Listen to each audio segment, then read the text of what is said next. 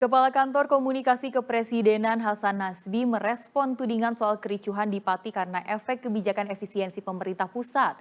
Kenaikan PBB P2 hingga 250% terjadi imbas pengurangan anggaran daerah hingga 59 miliar rupiah. Namun Hasan nilai pandangan itu prematur.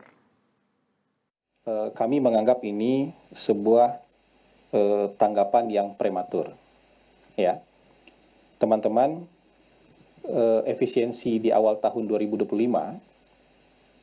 itu tidak hanya untuk satu kabupaten kota, tidak hanya untuk dua kabupaten kota, tapi untuk 500-an kabupaten kota.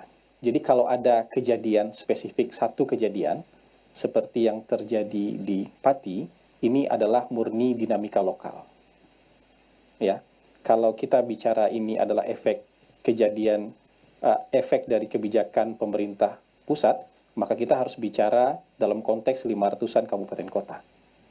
Ya, dan ini perlu untuk ditekankan bahwa kebijakan ini kebijakan daerah, dan kalau ada kejadian seperti di Pati itu murni dinamika lokal, dan kalau itu dituduhkan sebagai efek dari kebijakan pemerintah pusat, maka kita harus bicara dalam konteks 500-an kabupaten kota.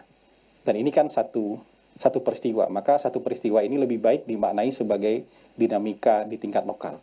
Ya, tidak dihubung-hubungkan dengan kebijakan pemerintah pusat soal efisiensi, karena sebenarnya efisiensi ini hanya mungkin 4 atau 5% saja ya dari anggaran yang biasa dikelola oleh pemerintah daerah. Kira-kira seperti itu.